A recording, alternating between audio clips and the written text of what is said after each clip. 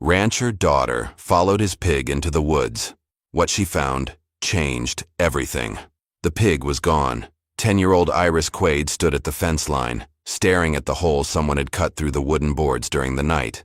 Clean cuts, precise work, like whoever did it knew exactly what they were doing. "Buster!" she called, but the pig had already disappeared into the dense woods beyond their property. Her father Nick had always forbidden her from going past the tree line. Dangerous animals, he'd say. Easy to get lost. But Buster was their best breeding pig, worth more than anything else they owned. Iris examined the hole more carefully. The cuts were fresh, wood shavings still scattered on the ground. Someone had deliberately made this opening. But why? And why would Buster run straight for the woods instead of rooting around the yard like he always did? She glanced back at the house where her father would be starting his morning chores. He'd be furious if he discovered Buster was gone. They couldn't afford to lose him. But more than that, Iris realized something that made her stomach knot with unease. In all her 10 years, she'd never seen anyone go into those woods. Not her father, not their neighbors, not even the occasional travelers who passed through. Everyone avoided the woods like they knew something she didn't. And now their pig had run straight into them, as if he'd been called. Iris crouched down and squeezed through the hole in the fence, her heart hammering against her ribs. The wood was still damp from the morning dew, and splinters caught on her cotton dress as she pushed through. Behind her, the familiar sounds of the ranch faded into an uncomfortable silence. The woods were darker than she expected. Even with the sun climbing toward noon, the thick canopy overhead blocked most of the light, creating shadows that seemed to shift and move. She could hear Buster somewhere ahead, his heavy breathing and the sound of his hooves crushing dry leaves. "Buster, come back," she whispered, not wanting to shout and risk her father hearing. Nick would be furious if he found out she'd left the property. But they needed that pig. Without Buster, they wouldn't have any breeding stock left. And that meant no money for winter supplies. The path ahead wasn't really a path at all. Just a narrow space between the trees where someone might have walked years ago. Iris followed the faint trail, her small hands pushing aside low branches and thorny bushes. Her father had always told her these woods were dangerous, full of wild animals and easy places to get lost. But as she walked deeper, she realized something strange. There were no animal sounds, no birds chirping, no insects buzzing, no rustling of small creatures in the underbrush.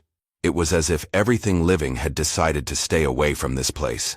Ahead, she could see Buster standing perfectly still near a cluster of large oak trees. He wasn't rooting around or sniffing for food like he normally would. He was just standing there, staring at something she couldn't see yet. Iris approached carefully, her bare feet silent on the soft forest floor. When she reached Buster's side, she followed his gaze and felt her breath catch in her throat. Partially hidden behind the massive tree trunks was the remains of an old wooden structure. The roof had long since collapsed, and vines had grown over most of the walls, but she could still make out the shape of what had once been a small cabin. But that wasn't what made her stomach twist with unease. Carved deep into the bark of the nearest oak tree were letters, worn by time, but still visible. Hollister 1847, her father's family name. Her family name. And according to her father, the Hollisters had never lived anywhere but their current ranch. Iris reached out and traced the carved letters with her fingertip. The bark had grown around the edges, trying to heal over the old wound, but the name remained clear. Hollister 1847. 23 years ago, if her arithmetic was right. Buster snorted and walked closer to the collapsed cabin, his snout pressing against something half buried in the debris. Iris followed, her mind racing with questions. Her father had always told her they were the first Hollisters to settle in this area, that he'd bought the land fair and square from a traveling merchant. But this carving told a different story. She knelt beside Buster and saw what had caught his attention. Partially buried under rotted wood and fallen leaves was a metal box, its surface green with age but still intact. The lock had rusted away completely, leaving the lid loose. With trembling hands, Iris lifted the lid. Inside, wrapped in what had once been oiled cloth, were papers. Lots of them. Some were so old the ink had faded to brown, but others were newer, written in a hand she didn't recognize. The first document she could read clearly made her stomach drop. It was a deed, dated 1847, granting ownership of these lands to Ezekiel Hollister and family, her grandfather's name. The grandfather her father claimed had died back east before Nick was born. But here was proof he'd lived here. in these very woods. As she shuffled through more papers, a photograph fell out. It showed a man who looked remarkably like her father, standing in front of the very cabin she was kneeling beside. But the cabin in the photograph was whole, with a neat garden and smoke rising from the chimney. On the back, someone had written in careful script, "Ezekiel and family, 1851. Iris's hands shook as she realized what this meant. Her father hadn't just lied about buying the land. He'd lied about their entire family history. The grandfather he claimed never existed had not only lived here but had built a life in these woods. A sound behind her made her freeze. Heavy footsteps, crushing dried leaves. Someone was coming through the woods, and from the angry voices carrying through the trees, she could tell they were looking for her. "Iris! Iris, where are you, girl?" Her father's voice, closer than she expected, and he didn't sound worried. He sounded terrified. Iris quickly stuffed the papers back into the metal box and shoved it under a pile of rotting wood.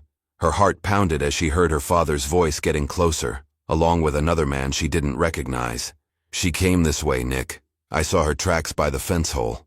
"She shouldn't be here," her father replied, his voice tight with something that sounded like fear. "Nobody should be here." Iris grabbed Buster's rope and tried to lead him away from the cabin ruins, but the pig refused to move. He stood stubbornly beside the collapsed structure, as if he knew something she didn't. "Iris!" Nick's voice rang out as he pushed through the trees, his face pale and drawn. When he saw her standing beside the old cabin, he stopped dead in his tracks. Behind him was Harry Gentry, a weathered man from the neighboring property. "Papa, I was just trying to get Buster back," Iris said quickly. "He ran through a hole in the fence and—" "Don't!" Nick's voice was sharper than she'd ever heard it.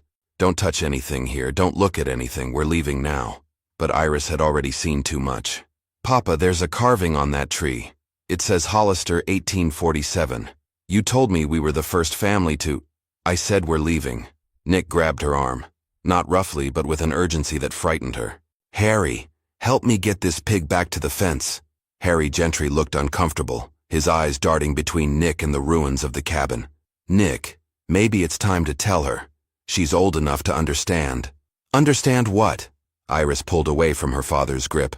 "Papa, who lived here? Was it really Grandpa Ezekiel?" "You said he died back east before I was born." Nick's shoulders sagged, and for a moment he looked older than his 42 years. "Your grandfather didn't die back east, Iris. He died right here, in these woods. And so did your grandmother, and your Uncle Thomas, and your baby Aunt Sarah." The words hit Iris like a physical blow. "They died here? How?" Harry stepped forward, his voice gentle. "There was sickness, child. A fever that swept through this whole area in 1852. Killed near half the families who'd settled here. Your father was just a boy then, barely 16. He was the only one who survived." Iris stared at her father, seeing him in a completely different light. "You lived here when you were my age?" Nick nodded slowly. "I built our current ranch to get away from this place. I thought if I never spoke of it, never came back here, I could protect you from—" He trailed off, looking around the ruins with haunted eyes. "Protect me from what, Papa?" But before he could answer, they heard voices approaching through the woods. Multiple voices, and they were getting closer. Through the trees came Serena Wade, the elderly woman who lived closest to their property, followed by two men Iris didn't recognize. All three looked grim and determined. "Found her, did you?" Serena called out, her sharp eyes taking in the scene. "Should have known she'd end up here eventually. Children always find their way to the truth." Nick stepped protectively in front of Iris. "Serena, this doesn't concern you, doesn't it?" The old woman walked directly to the ruined cabin, ignoring Nick's warning. "This whole mess started because you thought you could keep secrets buried forever. But secrets have a way of digging themselves up." One of the men with Serena spoke up. "Mr. Hollister, we represent the territorial government. We've been looking into some irregularities with the land claims in this area." Iris felt her father tense beside her. "What kind of irregularities?" "The kind where a man claims ownership of land that was never legally his to begin with," the second man said, pulling a folder from his coat. "Your father, Ezekiel Hollister, never properly filed the claim for this land. When he died, it reverted to territorial ownership." "That's impossible," Nick said, but his voice lacked conviction. "I have the deed." "You have a deed your father wrote himself," Serena said bluntly. "Never filed with the proper authorities. Never recognized by the territorial government. This land has been legally available for purchase for the past 18 years. Harry Gentry shifted uncomfortably. Nick, you knew this day would come. You can't keep living on land that isn't legally yours. Iris looked up at her father, pieces of the puzzle finally falling into place. Papa, that's why you moved us away from here. Not because of the sickness, because you knew we didn't really own this land. Nick's silence was answer enough.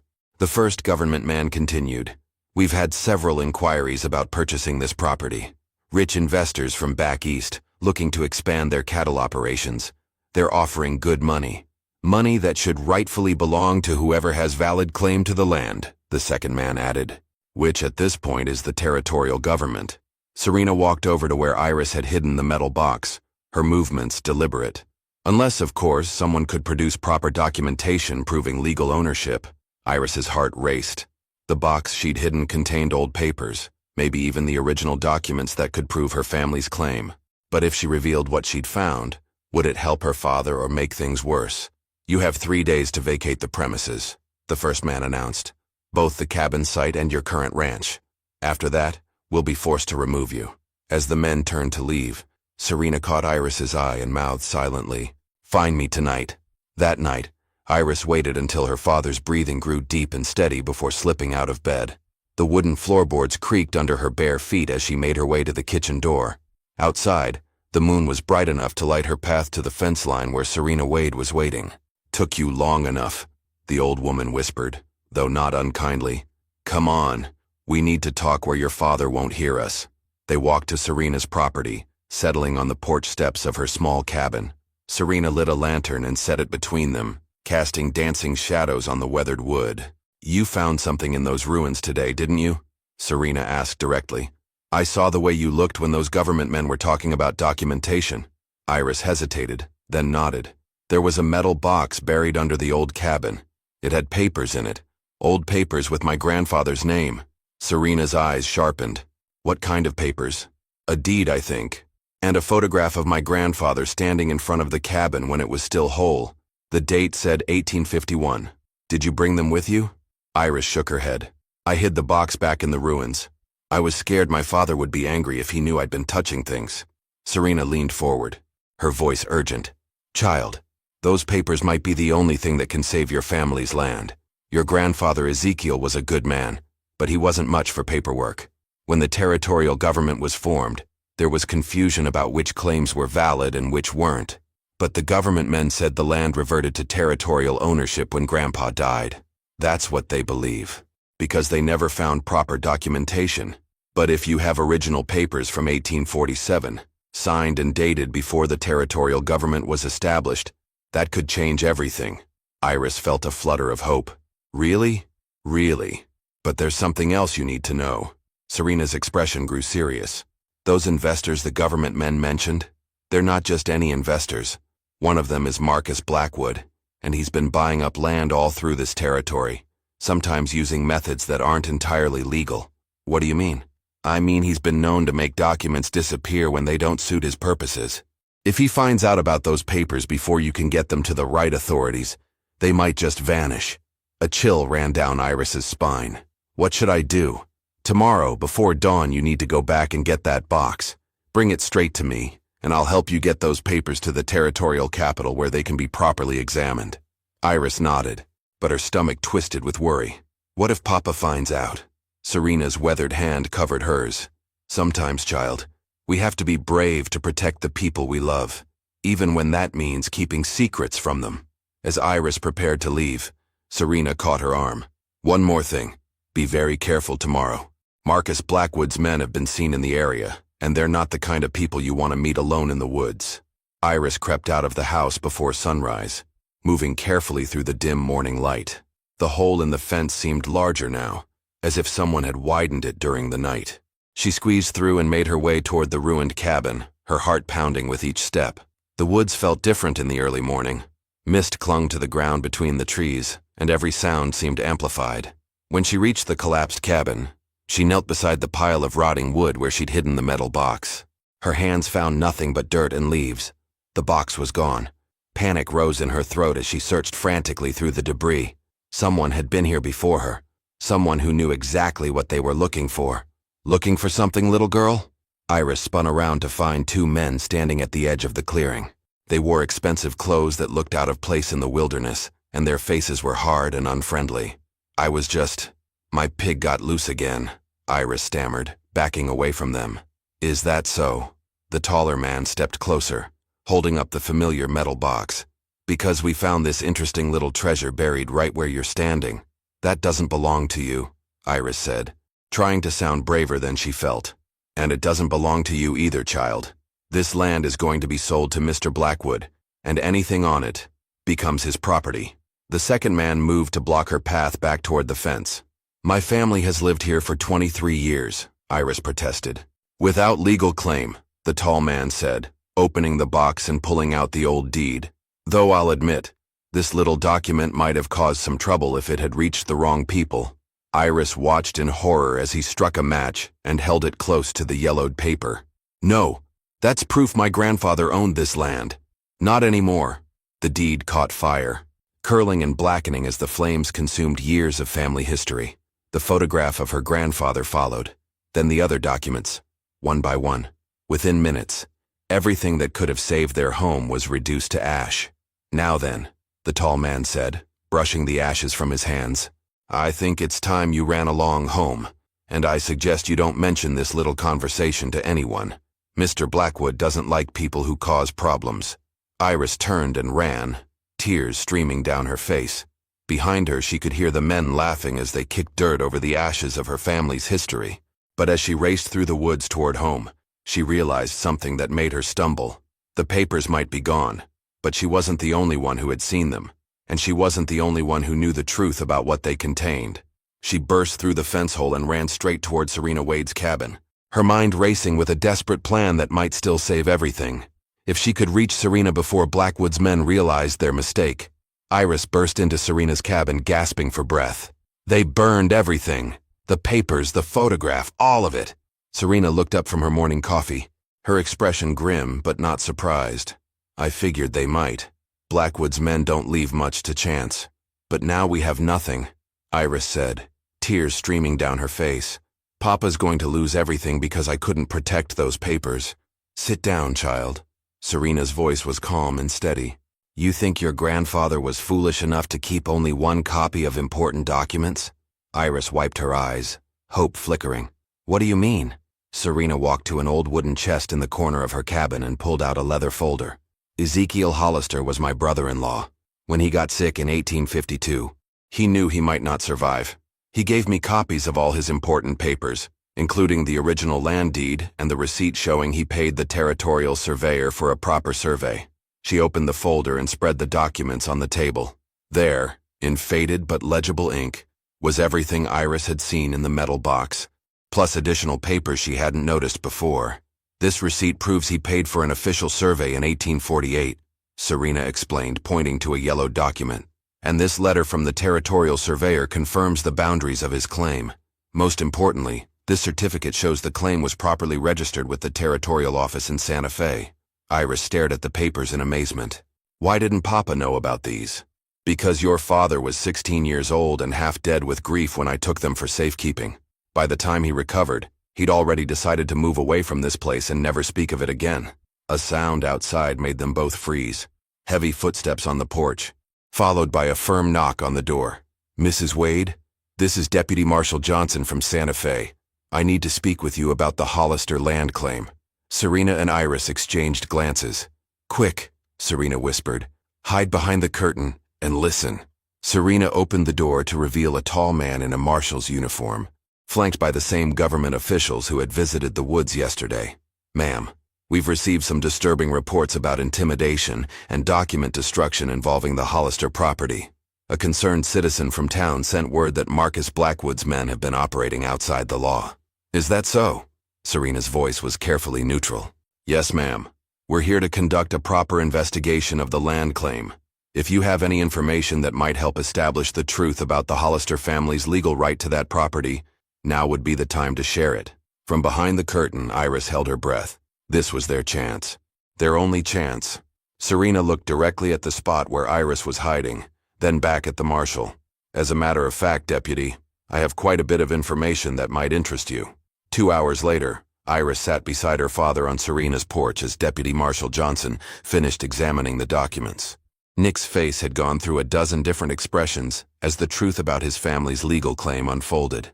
"These papers are legitimate," the marshal announced, setting down the last document. "The land claim was properly filed and paid for. The Hollister family has clear legal title to both the original homestead and the property where Mr. Hollister currently lives." One of the government officials looked uncomfortable. "But sir, we were told there was no documentation." "You were told wrong, or rather, you were deliberately misled." The marshal's expression was stern. "We arrested Marcus Blackwood and 2 of his associates this morning. They've confessed to destroying multiple land documents throughout the territory to facilitate illegal property acquisitions." Nick found his voice at last. "So we can stay? You can stay. In fact, you're the rightful owner of nearly 300 acres, including some valuable timberland that borders the river." The marshal folded the papers carefully. "Mr. Blackwood's been forced to pay significant compensation to all the families whose documents he destroyed." As the officials prepared to leave, the marshal turned to Iris. "Young lady, if you hadn't had the courage to explore those woods and find that metal box, this fraud might never have been discovered. You saved not just your family's land, but helped expose a criminal operation that was cheating honest folks throughout the territory." After the officials left, Nick and Iris sat in silence for a long moment. Finally, Nick spoke, his voice heavy with emotion. "I'm sorry, Iris. I should have told you about your grandfather, about our real history. I thought I was protecting you from painful memories, but instead I nearly cost us everything." "It's okay, Papa. I understand why you wanted to forget." Nick put his arm around his daughter. "Your grandfather would be proud of you.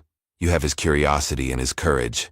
Maybe it's time we visited that old cabin together and I told you some stories about the family you come from." Iris smiled, leaning against her father's shoulder. "I'd like that. And Papa, maybe we could fix up that old cabin. Make it a place for good memories instead of sad ones." "I think that's exactly what we should do." As the sun set over their land, their legal, rightful forever land, Iris felt a deep satisfaction settle in her chest. Following that pig into the woods had led to more than she'd ever imagined. It had led her home to the truth and brought her family back together stronger than ever. The mystery of the Hollister woods was finally solved, and the woods themselves were no longer forbidden. They were home.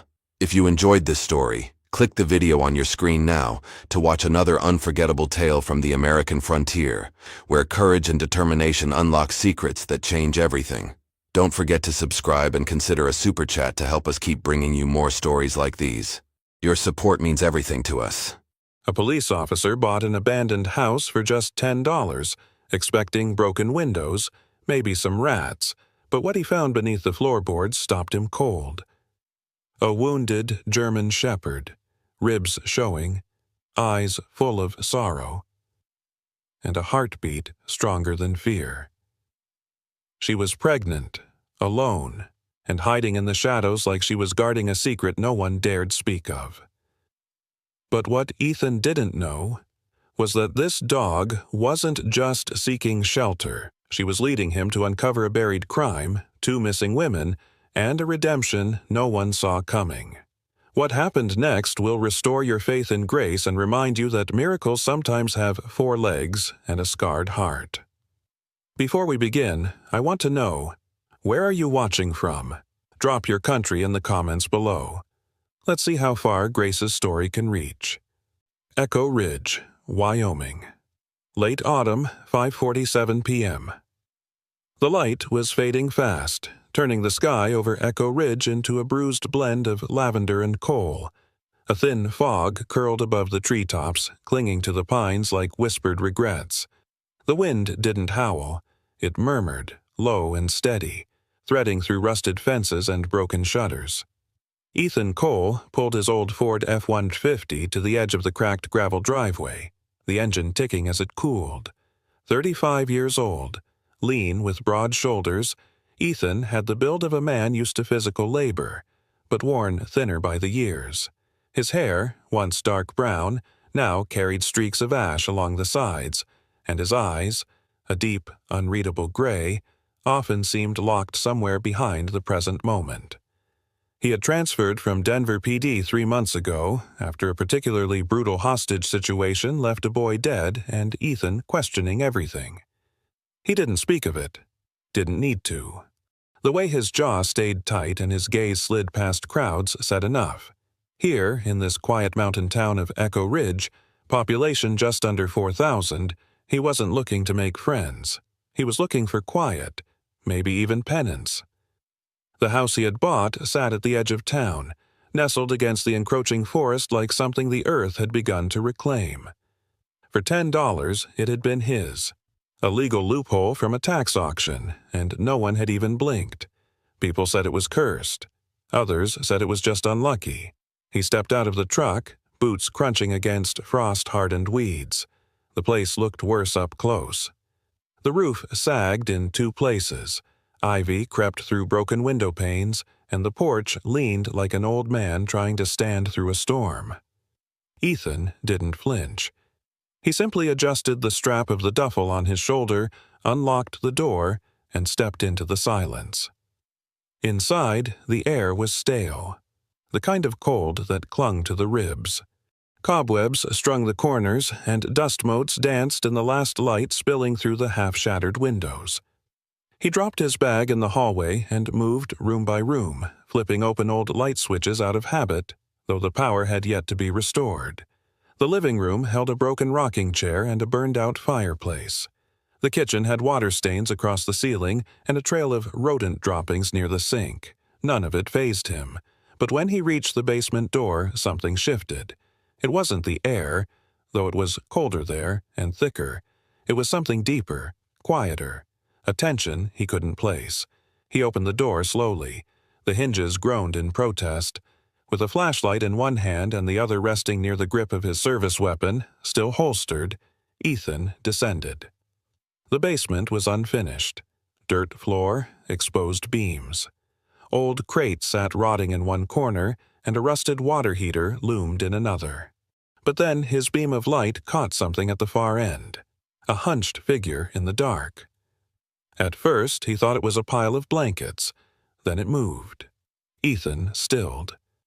A pair of eyes caught the light, amber, wide, and hollow with exhaustion. The shape was unmistakable. A dog, but barely. It was emaciated, bones pressing through dull, matted fur. Her hind leg trembled as she tried to rise, but her body gave way again with a low, rasping whimper. She didn't growl, didn't bark. She simply watched him. Ethan crouched, slow and careful, lowering the flashlight. "It's okay," he said, voice barely above a whisper. He was trained for this, not just as an officer, but as someone who had seen creatures, both man and animal, on the edge of breaking. The dog was a German shepherd, or what was left of one, maybe 8, 9 years old. Her left ear was torn at the tip. Scars ran across her flank, and her ribs pushed against her skin like prison bars. But what caught Ethan most was her belly, swollen, round, and faintly twitching. She was pregnant, and dying. "Jesus," he muttered. He set the flashlight down, took off his jacket, and inched forward. She didn't move, just closed her eyes for a moment, as if surrendering to whatever he was. Ethan wrapped her carefully, scooping her up in his arms. She weighed nothing. The bones of her spine pressed against his forearm. She didn't resist. Outside, the wind picked up. It carried the first scent of snow. Ethan placed the dog gently on the back seat of his truck, turned the heat up high, and began dialing the town's only vet clinic on speaker. It rang once, twice. A tired, female voice answered. Dr. Sarah Mendez, early 40s, was the town vet. Medium height, sharp features softened by years of working with strays, and eyes the color of pine wood. She had once worked in an urban shelter, but a car accident that left her with a permanent limp led her to choose quieter places. Her reputation in Echo Ridge was solid. Kind to animals, curt with humans, and zero tolerance for excuses. "I'm closed," she said. "It's Ethan Cole," he replied. "I just moved into the old Kane place." A pause. "And? I found a German shepherd in my basement. She's pregnant, starving, can't walk." Sarah exhaled. "Bring her in, back door, and don't expect me to make coffee." Ethan allowed a small smirk. "Didn't plan to." The clinic was dim when he arrived. Sarah limped to the back door, already pulling on gloves. She raised an eyebrow as Ethan gently lifted the dog from the truck. "Name?" she asked. "She doesn't have one," Ethan said. Then, after a pause, "Grace. I'm calling her Grace." Sarah didn't question it, just nodded. They laid Grace on the examination table. Sarah worked in silence, checking vitals, pressing her sides, murmuring as she cleaned shallow wounds. "She's badly malnourished," Sarah muttered. "Puncture marks on her legs. Looks like she was tethered. Scars are old, but some are fresher than others. And pregnant. 4, maybe 5 pups." Grace whimpered softly as Sarah injected fluids. "She wouldn't have made it another day," she added. Ethan said nothing. He stood nearby, arms crossed, jaw tight. It was midnight when Ethan returned to the house alone. Grace would stay overnight. The wind had picked up. Leaves scuttled across the porch. Inside, the silence of the house had deepened. Not just empty, but hollow, like something waiting to echo back. Ethan lit a candle. He stood in the living room staring at the broken rocking chair, the soot in the fireplace, the cracks in the ceiling. The people in town had said the place was haunted, not by ghosts, but by memories. Whispers said Marissa Kane had vanished from this house, that she had loved animals, that something awful had happened. No one ever proved it. And now, a dog had crawled back into the place where it all began. Ethan didn't believe in fate, but he did believe in patterns, and this one was starting to look like a knot he'd have to untangle. He looked down at his own hands, still dust-streaked from the basement, then to the floorboards near the stairs where Grace had first stared up at him, that look in her eyes. He closed his own, then whispered, almost to himself, "What happened in this house?" The morning after the rescue was gray, the kind of overcast that blurred the horizon and made time feel slower. Ethan stood at the front porch of the old house, steaming coffee in one hand, staring out at the mist slithering between the pine trees. A heavy silence hung in the air, almost too still. The night's memory of Grace, barely breathing, belly trembling with life, lingered in the back of his mind like a bruise that hadn't fully formed. Back inside, he strapped on his tool belt. The basement needed attention, not just for repairs, but for understanding. Something had settled there long before he arrived. Something unfinished, and it wasn't just Grace. He descended the creaking steps, flashlight in one hand, crowbar in the other. The air felt thicker today, humid with the scent of rust and decay. As he moved toward the back wall, his boots scuffed over something metallic. He crouched, brushing away a layer of dirt. There, almost buried, was a thick iron chain, one end rusted through, the other still bolted to the floor. Ethan traced the line of the chain to the corner, where an old metal cage leaned on its side, its door twisted and partially melted. Inside the cage was a single, chewed-up rubber ball. His breath caught. It wasn't just the idea of confinement, it was how small the cage was, barely large enough for a full-grown German shepherd. It was made to hold, not to house. Leaning in further, he spotted a crumpled photo wedged beneath one of the bars. Carefully, he tugged it free. The image was water-damaged and faded, but clear enough. A young woman with windswept dark hair kneeling beside a German shepherd. Her smile was wide, luminous, and her hand rested gently on the dog's head grace. There was no mistaking those eyes. He turned the photo over. In smeared ink, it read, "Marissa and Gracie, Spring Picnic." So Grace had once had a name, a family, a moment of sunlight before all this. Ethan leaned against the wall, staring at the image. Something horrible had interrupted this picture. Something had stolen the warmth from both their lives. A sudden scratching broke the silence.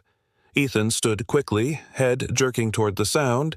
It came from the far right corner of the basement, where the wooden wall paneling seemed newer than the rest. He approached it slowly. The boards didn't matchless rot, different nails. He raised the crowbar and pried one loose, then another. Behind the wood was a second wall cement, and beyond that a rusted metal door barely visible beneath years of grime and mildew. He ran his gloved hand along the seams. It wasn't locked, just sealed shut. With a firm push, the door creaked open a few inches, releasing a breath of cold air that smelled of mold and something else, something old and animal. He paused. Something in his chest tightened.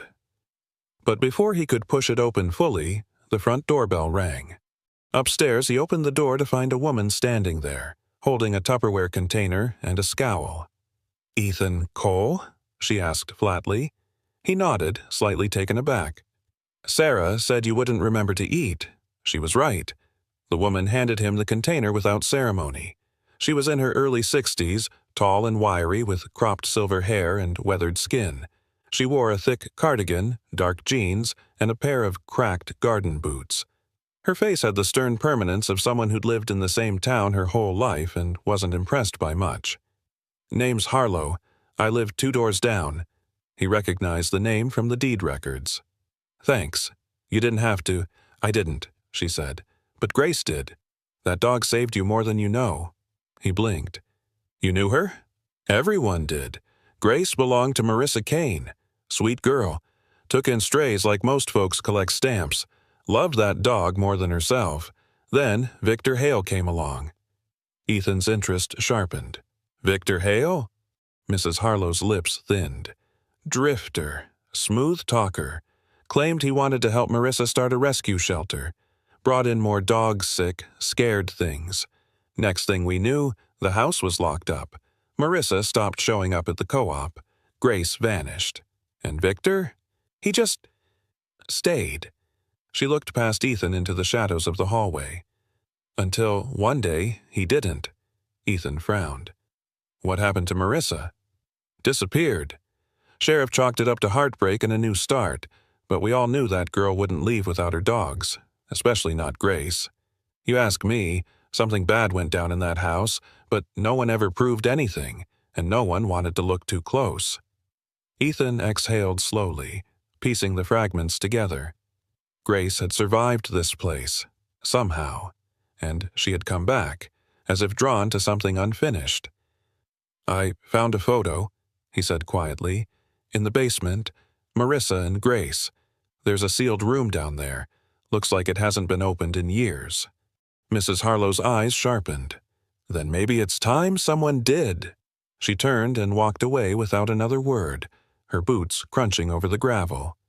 Ethan returned to the basement, flashlight beam shaking just slightly. The metal door yawned open a few more inches under his pressure, groaning as it scraped the floor. Inside, the room was a small 10 by 12 feet, walls bare concrete. A single bulb hung from the ceiling, its cord long since cut. But what caught his attention was the row of tiny cages lining one wall. Empty, rusted, still locked. Chains hung like vines. A rusted feeding trough sat in the corner, and the far wall was covered in scratch marks, deep, erratic, some low near the floor, some almost 5 feet up. Claw marks. Years old. A flicker of movement behind him made him spin. Grace, now wearing a soft white bandage around her ribs, stood at the doorway, trembling. She had pushed the door open with her nose. Her eyes went wide as she saw the room. Her body sagged backward, tail tucked, head low. A low whimper vibrated from her throat. She didn't bark, didn't move forward, just stared. Ethan knelt down beside her, resting a hand gently on her back. "I know," he said, voice barely audible. "You've been here before." She shivered under his touch but didn't pull away. He looked back into the room. Whatever had happened here, Grace had survived it, but she hadn't forgotten, and neither would he. The sky cracked open in the middle of the night, sending forks of lightning across the black canopy above Echo Ridge. Rain poured in relentless sheets, drumming against the roof of Ethan Cole's creaking house like a warning call from the heavens. The town lay drowned in shadows. Roads slick and empty, the silence broken only by the rumble of distant thunder. Ethan lay on the living room couch, a blanket half draped over him, boots still on. He hadn't meant to fall asleep, but the exhaustion from clearing the basement and that suffocating memory-choked room had caught up to him. Grace lay beside him, curled into a tight crescent, her breathing deep but never fully relaxed. A loud crack of thunder rattled the window panes, and in an instant, Grace jolted upright, ears perked, her body rigid. "What is it?" Ethan murmured, sitting up and rubbing his eyes. Then she growled, low, deep, a sound that didn't come from fear, but recognition. She bolted to the back door and started barking, loud and sharp, each bark carrying a sense of urgency that immediately sent adrenaline coursing through Ethan's chest. All right, I'm coming." He threw on his jacket, grabbed a flashlight, and followed her outside into the storm. The wind slapped at his face, rain immediately soaking through his collar. Grace bounded into the backyard, barking wildly now, circling near the old elm tree. Her front paws scratched furiously at the soaked ground near the base of the trunk. Ethan ran to her side, slipping slightly in the mud. He knelt down, pressing his flashlight to the earth. Something metal-y glinted faintly beneath the churned-up dirt. He began digging with his hands, pulling away clumps of wet soil until his fingers struck something hard. A rusted metal latch. It was a small safe buried deep beneath the tree roots. "Jesus. How did you—" Ethan whispered, glancing at Grace, who now stood still, staring at the safe like it had barked at her. It took a few solid tugs and a rock to break the latch. The safe creaked open slowly, revealing a bundle of water-sealed plastic sleeves and a small USB stick wrapped in cloth. Ethan held the flashlight in his mouth as he flipped through the contents documents, photos, and rows of microchip ID lists, each labeled with codes and names. Dozens of them. Some had red ink slashed through. The title on the top folder read, "Project Orion, Live Export Inventory." His heart thudded. There were intake photos of dogs in filthy cages, close-ups of bleeding paws, infected eyes. Some of them bore tags metallic, with chip numbers matching the list.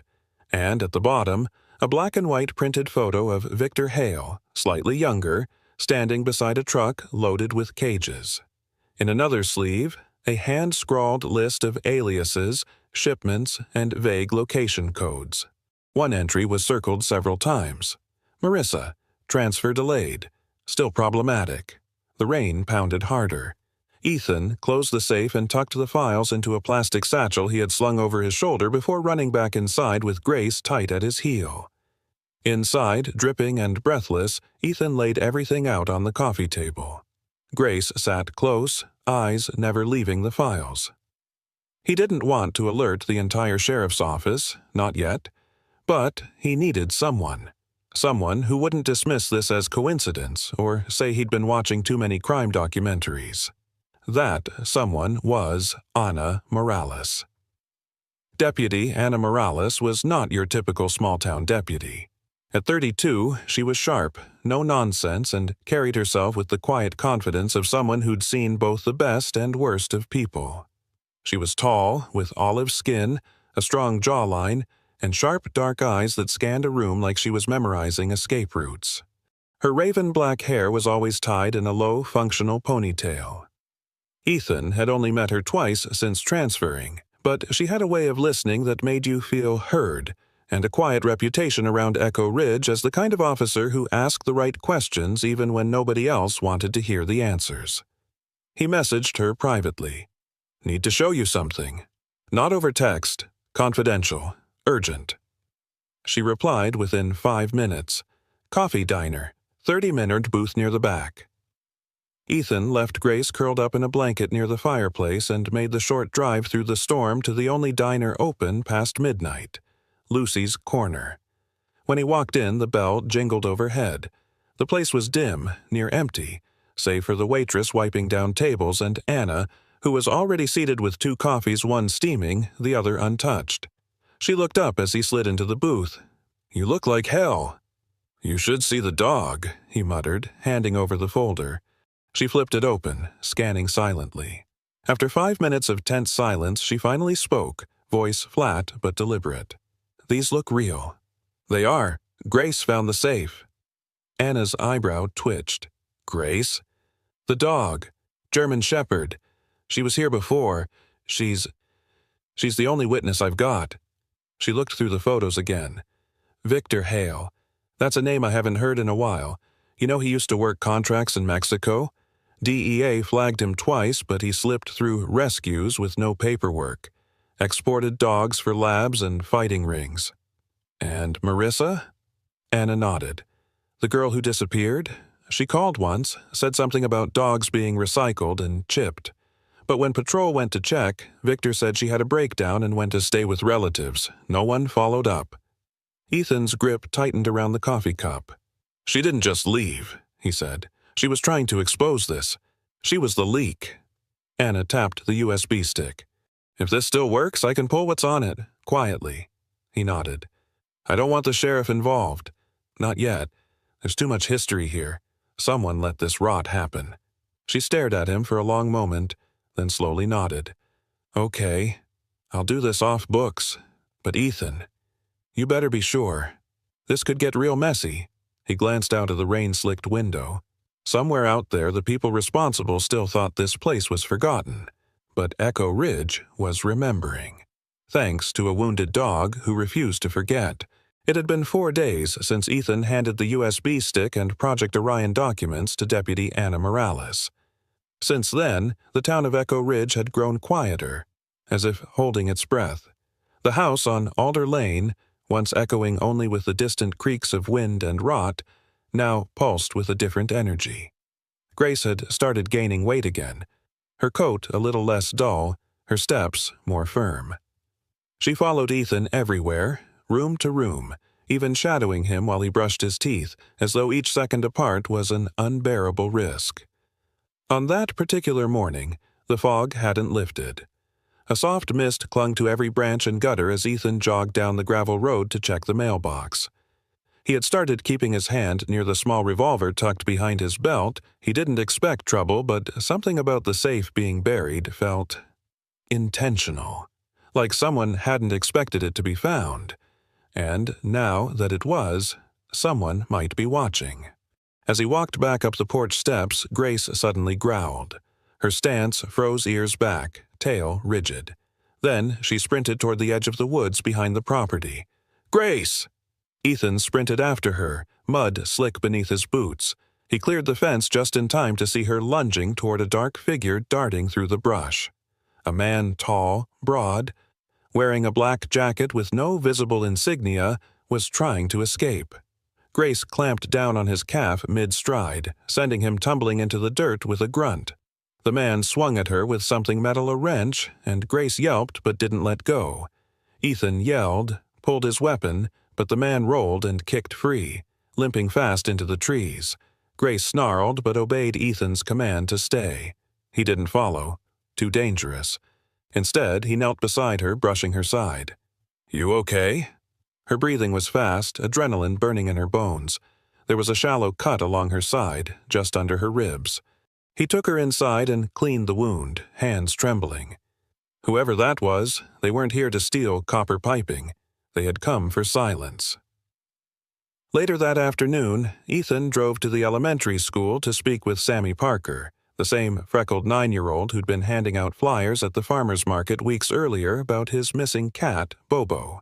Sammy had red curly hair, a toothy grin with one front tooth missing, and an odd maturity in his gaze for a kid his age. He had become a familiar face around the shelter, always asking questions about dogs and drawing little sketches of animals he'd seen. Today, he wore an oversized yellow hoodie and sat cross-legged under the slide near the schoolyard, sketching a picture of a dog with huge ears and a scar under its eye. Ethan crouched beside him. "Hey, champ. Mind if I ask you something?" Sammy looked up, eyes squinting. "Is it about Grace?" Ethan blinked. "You know her name?" Sammy nodded. "She's in my dreams sometimes." Ethan tilted his head, smiling gently. "That's interesting. I actually wanted to ask you about something else. Your mom, Mrs. Parker, she volunteered at the shelter, right?" Sammy nodded again, slower this time. "She loved dogs. Said they were better than most people. Did she ever mention someone named Marissa Kane?" Sammy looked at him carefully. She said Marissa saved a bunch of hurt animals, that she was really brave. One night, Mama said she was going to find her. She never came back. Ethan's heart dropped. How long ago? Last summer. I stayed with my aunt for a while, but Mama never came back. His voice was matter-of-fact, not out of lack of love, but because he'd had to learn not to hope. She had a bracelet, Sammy added suddenly. Silver with little dog bones on it. I made it with beads. She wore it everywhere. Ethan sat down beside him fully now, the ground still damp. If I find anything, I'll let you know, I promise. Sammy nodded, looked back at his drawing, and said nothing more. That evening, Ethan returned to the house with more weight pressing behind his ribs. Grace followed him slowly this time, still favoring her right leg. He left the porch light off. Whoever was watching didn't need to know he was home. In the kitchen, he sifted through the documents again, now trying to find names he might have missed. One caught his eye. Karen Parker listed in a veterinarian intake report linked to the abandoned warehouse just outside Echo Ridge's limits. The location had been marked closed, transferred, but there was no record of where she went next. Grace walked to the front window and stood silently. Ethan joined her. Out beyond the field, on the edge of the woods, something reflected a flicker of light, a lens, a scope. He flicked the switch by the window. Floodlights exploded across the yard. No one, no sound. But Grace's growl rumbled again. They weren't alone anymore. The rain had returned to Echo Ridge. Not a thunderstorm, but a slow, relentless drizzle that dampened the earth and made every rooftop sigh with tired groans. It was nearly midnight when Ethan stirred from uneasy sleep, the soft scraping sounds from the hallway pulling him from his dreams. Grace had been restless all day, pacing the living room and sniffing corners like she was trying to remember something long forgotten. Tonight, she wasn't pacing. She was crying. Ethan rose from the couch, heart quickening as he followed the low, pained whimpers to the laundry room. He had made it into a quiet corner for her. Soft towels, old blankets, a basin of clean water. There she was, curled tight on her side, her breathing shallow but determined. Her eyes met his with a flicker of vulnerability he had never seen before. It was time. He dropped to his knees, stripped off his flannel shirt, and rolled up his sleeves. "I'm here, girl. I've got you." Grace, the once abandoned German shepherd who had faced worse than most humans ever would, gave a low grunt and pushed. The first puppy came, quickly, small, slick, barely breathing. Ethan used the towel to rub it, to coax life into the fragile thing. Then the second came, then the third. By the time the sixth pup emerged, hours had passed and Ethan was soaked in sweat and relief. He watched as Grace, exhausted and trembling, licked each of her puppies clean, her nose nudging them into a warm pile against her belly. Their tiny whimpers, barely more than squeaks, filled the room like bells in a cathedral, delicate but sacred. Each one had a slightly different pattern, one with a white spot on its forehead, another with a bent tail. All had the same sable coat tinged with silver, and all were alive. Ethan sat back against the wall, wiping his face. His throat burned, and not from exhaustion. He hadn't cried in years. By morning, the rain had slowed, and Grace had fallen into a deep sleep, her pups still nursing. Ethan brewed a pot of coffee and stepped onto the porch.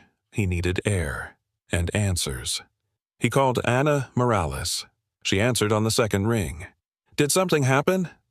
Grace had her puppies, 6, all alive. A beat of silence. Then her voice softened. "That's good news. I need more than good news right now, Anna. I need truth." Anna sighed on the other end. "Then meet me at the precinct. I found something you'll want to see." Anna. Morales was not the kind of officer who raised her voice. She was 34, medium height, Latina, with deep brown eyes that missed nothing and a precise manner of speech honed from years of watching people lie. Her hair was always pulled back tight, and her uniform looked freshly pressed even on the worst days. She slid a folder across the desk toward Ethan. "It's not in the official system," she began, but I found it buried in an archived county audit.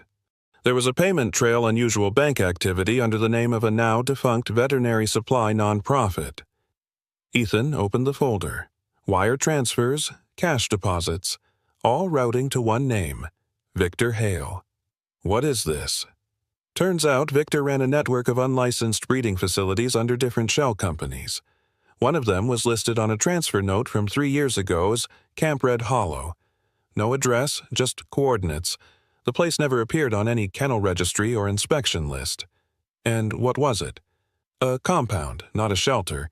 More like a containment site. Ethan's chest tightened. For what? Anna's jaw clenched. Abused dogs. Injured dogs. Stolen ones. Kept just long enough to breed or train, and then... He didn't need her to finish. She slid another paper across the desk. But here's what hit me hard. One of the sign-in logs was partially recovered. Guess who's listed as a visitor 2 months before she vanished? He stared at the name. Karen Parker, Sammy's mother. Why would she go there? Ethan muttered. Same reason Marissa Kane might have. They thought they could help. That evening, back at the house, Ethan sat beside Grace, watching her sleep. Her body curled protectively around the pups, one tiny ear twitching at a dream.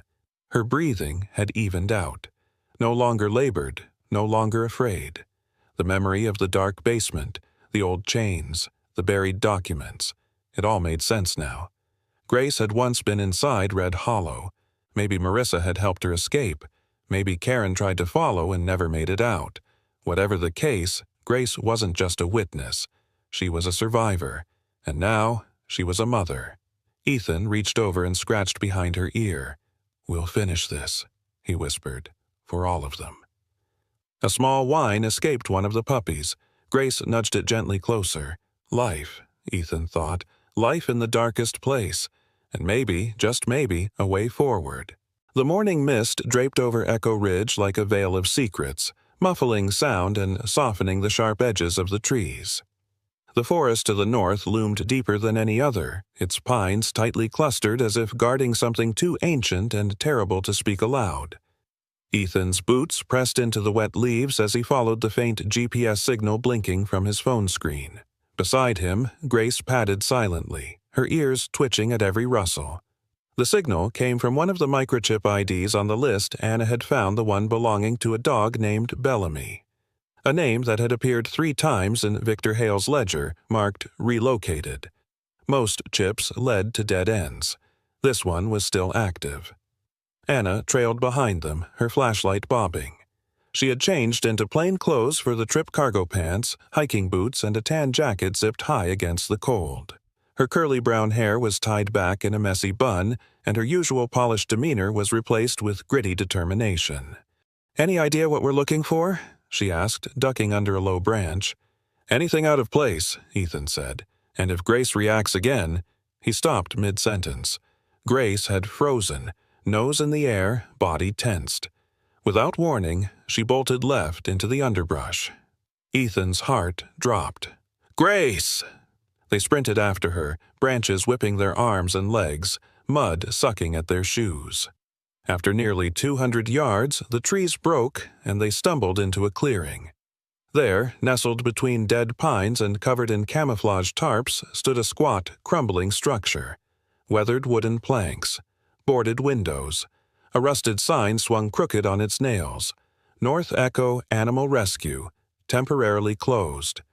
Anna exhaled. "You've got to be kidding me." But Grace wasn't interested in signs. She was pawing frantically at the door, whining.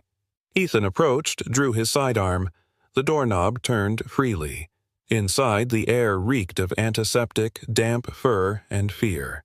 The front room still had dusty pamphlets about adoption drives, faded portraits of smiling children and happy dogs on the wall. But beyond that, the place was wrong too quiet, too clean. They moved carefully, room by room. Cages lined the main hall, most of them empty. A few had shredded bedding and old dog bowls. Ethan's stomach clenched when he spotted claw marks deep in the wooden floors. "Looks abandoned," Anna whispered.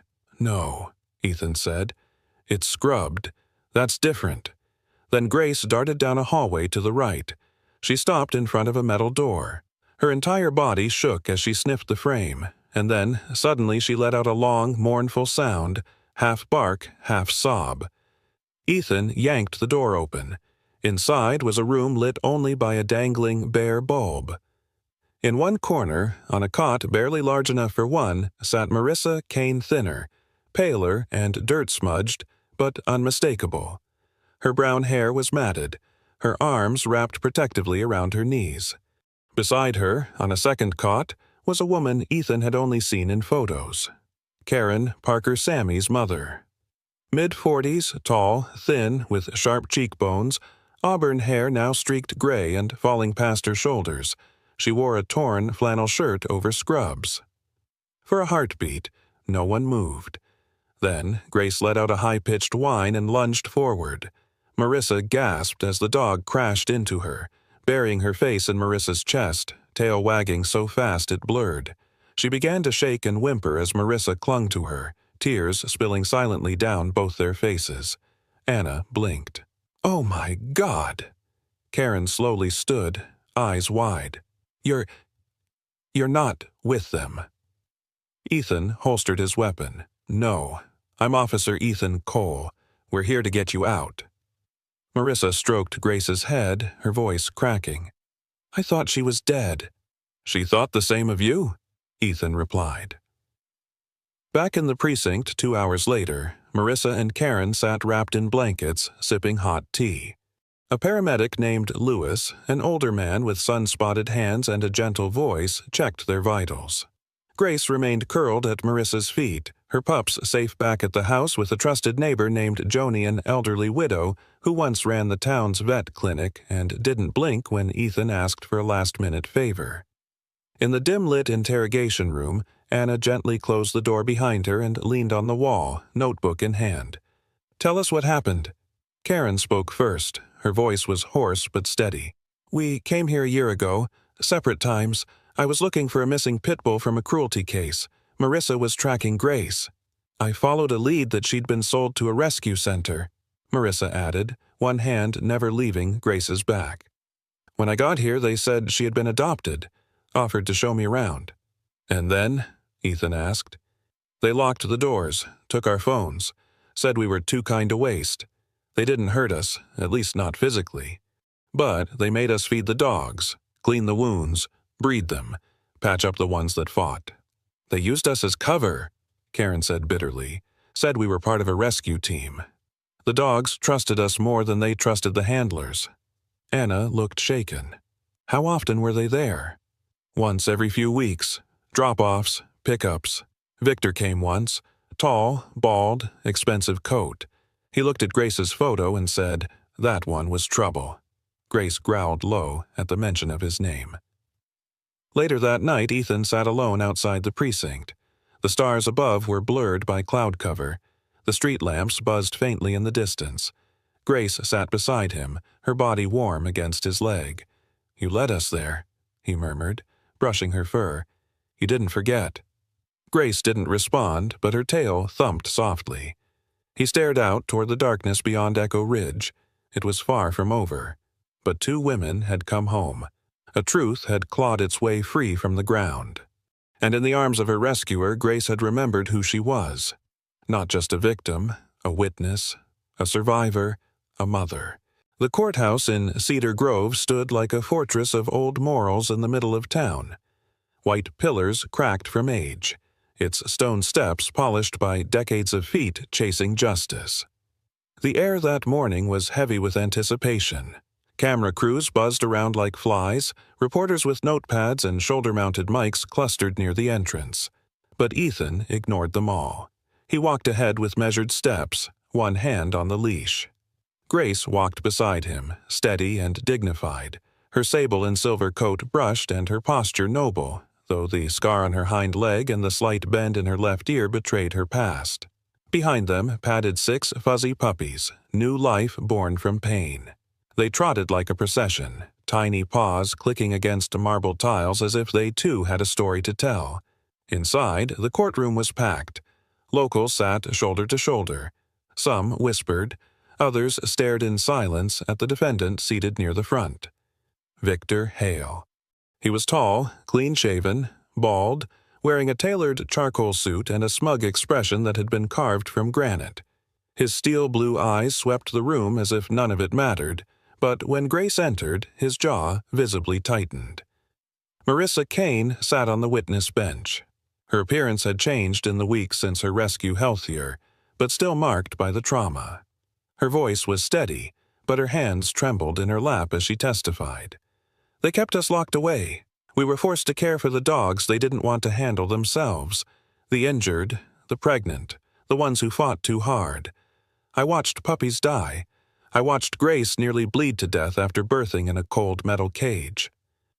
Her eyes welled up, but she didn't blink them away. Victor Hale walked in once every month, smiling. He said we were part of a cycle, that some pain was necessary for profit. Gasps rippled through the room. Karen Parker, Sammy's mother, spoke next. She was stronger than she looked, tall, lean, with the quiet fury of a woman who had survived in dignity. Her voice cracked only once when she mentioned the day she saw a crate packed with puppies bound for shipment. "They said the weak ones were disposable. I asked about the pit bull I was searching for. Victor told me she didn't make it. That's life." He laughed. The prosecution rested. The judge, a lean woman in her 60s named Honorable Evelyn Drake, silver hair in a tight bun and sharp spectacles perched on her nose, looked unimpressed as the defense mumbled objections and questions that lacked substance. Then, Anna Morales stepped forward. The deputy was in uniform, her badge polished, her expression grave. She presented evidence: wire transfers, microchip logs, satellite images of the compound. And then, lastly, she motioned toward Ethan. "It was Officer Cole and this dog Grace who uncovered the trail. Grace led us to the buried truth." With permission, Grace was led to the witness floor. The puppies were taken to a side room with a handler, but Grace stayed. The entire courtroom hushed. Victor sneered. "It's a dog. What can she say?" But Grace did speak, in a way only the honest could hear. She sat in front of Victor, unwavering. Her gaze locked onto him. There was no barking, no growling, just eyes. Eyes that had seen chains, blood, isolation, hope, betrayal. Eyes that bore the weight of creatures who couldn't stand in that courtroom for themselves. Victor looked away first. Silence followed. It wasn't just the silence of respect, it was the silence of understanding. The jury sat straighter. Judge Drake folded her hands and whispered, "Let the record show the witness, though nonverbal, has made a statement." Outside the courtroom, in a quieter waiting lounge, a small reunion took place. Sammy stood frozen when he saw his mother enter. He was only 10, but the fear of abandonment had etched lines too old for his age. When Karen knelt and opened her arms, he hesitated, then ran, sobbing into her chest. "I looked for you every day," he choked. "I know, sweetheart," she whispered, holding him tight. "I never stopped thinking about you." Grace trotted up beside them, wagging gently. Sammy pulled back, wiping his face, then leaned forward to bury his face in her thick fur. "You found her," he said, looking up at Ethan. "She found us," Ethan replied softly. Later that day, after a recess, the judge returned with the verdict. Victor Hale was found guilty on all counts: animal cruelty, kidnapping, illegal transport of animals across state lines, witness intimidation, and obstruction of justice. The sentence would be announced the following week, but the gavel fell with a finality that shook the town to its bones. As people filed out of the courthouse, some in tears, some cheering, Ethan stood quietly near the doors with Anna. "You think it'll stick?" she asked. "It has to," he said. He looked over at Grace, who now lay peacefully with her puppies curled around her.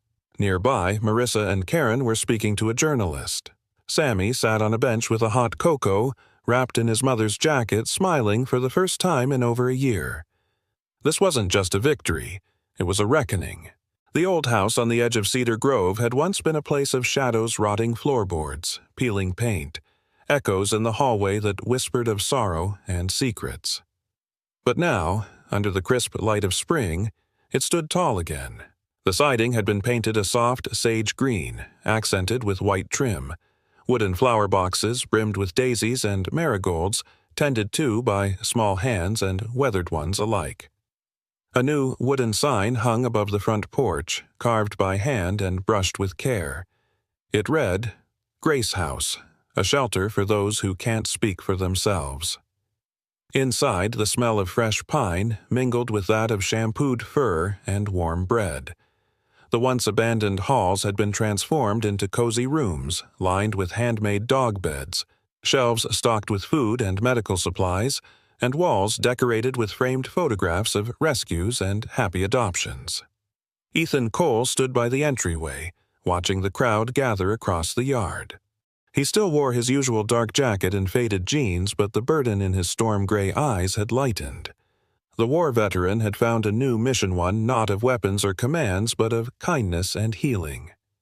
Beside him stood Marissa Kane, her shoulder-length brunette hair pulled back into a neat ponytail, wearing a white blouse tucked into denim overalls smudged with paw prints. She looked stronger now, eyes clearer, laughter returning in slow but steady waves. Karen Parker, Sammy's mother, bustled about near the food tables, directing volunteers with the authority of a woman who once ran community events before her disappearance. She was lean, with streaks of gray in her dark curls, and a voice that was both firm and warm. Her trauma had not broken her. It had refined her into something fiercer. Sammy, now visibly more confident, wore a little junior caretaker badge on his hoodie and chased one of Grace's pups through the tall grass. The pup, a stout, fluffy ball with a dark mask over his eyes, barked playfully as Sammy stumbled and fell laughing. And dear Grace lay on a new patch of sod in the center of the yard, eyes half closed beneath the dappled sun. Her 6 puppies, now 6 weeks old, tumbled over each other like wind-blown leaves. Her bent ear flicked lazily whenever one yipped too loud. She didn't have to guard any more. Today she rested, but her presence anchored everything. Near her paw sat a new plaque, driven into the ground on a polished metal stand. The inscription was simple, but it silenced every voice that paused to read it. This house was saved by a dog who never gave up. The ribbon-cutting ceremony began shortly after noon. Officer Anna Morales stood on a small stage, microphone in hand. Dressed in her tan deputy uniform, she smiled at the sea of familiar faces: townsfolk, police, volunteers, teachers, mechanics, children, retirees. All had come. "We often hear stories of heroes in uniform," she said, nodding toward Ethan and the others. "But today, we honor a hero in fur." She turned toward Grace, who looked up, wagged her tail once, then closed her eyes again as if to say, "I've done enough." Applause broke out, but it wasn't rowdy. It was heartfelt, long, and steady. People didn't just clap, they wiped their eyes, hugged each other. Even the mayor, Richard Boone, a plump, balding man in suspenders with a history of avoiding animals, stepped forward to present a donation check and stammered, "I was wrong. We were wrong. Thank you, Grace." Later, Ethan and Marissa gave tours of the newly built kennels in the back. They had named each hallway after the dogs they had rescued during the investigation: Hope Lane, Justice Run, Mercy Row. A soft-spoken girl named Leah, who had recently aged out of foster care, had been hired to help. She was 19, slight in build, with ash-blonde hair that covered one eye and a sleeve of sketch tattoos on one arm. She barely spoke at first, but Grace had taken to her instantly. "She doesn't like crowds," Ethan explained when someone asked why Leah hadn't joined the ceremony. "But she's got a gift. Dogs open up to her like she speaks their language." A week earlier, Leah had taken in a half-blind shepherd mix dumped by the river. She named him Bramble and taught him to follow her voice. Bramble now slept curled near the pantry, his ears twitching in time with the music playing on the radio. As the sun began to sink, casting long golden shadows over the lawn, the last of the visitors began to leave. They took home homemade dog biscuits and pamphlets on adoption and spay and neuter programs. Some stayed to help clean. Others lingered just to watch Grace. Sammy tugged on Ethan's sleeve. "Can we keep one?" he asked, pointing to the smallest pup runt of the litter with a crooked tail and an endearing yawn. "That one's got fight," Ethan smiled. "If Grace agrees, he's yours." Grace opened one eye. The runt bounded over to her, nuzzled her muzzle. She licked him once, and that was that. By evening, lanterns had been lit around the yard. Marissa lit a candle in the old kitchen, placing it beside a faded photo of Grace's first known litter before captivity, before pain.